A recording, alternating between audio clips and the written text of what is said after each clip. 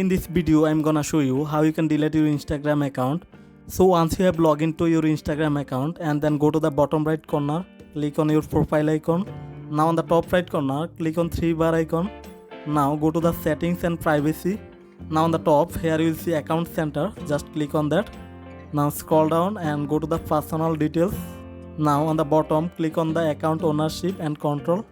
Now click on deactivation or deletion. Now select your Instagram profile.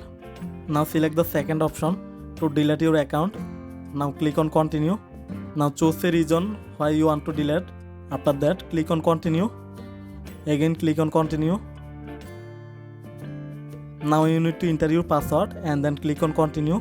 Then you will be able to delete your Instagram account. Hope that this video help you out. If this video help you, hit the like button and subscribe this channel. Thanks for watching.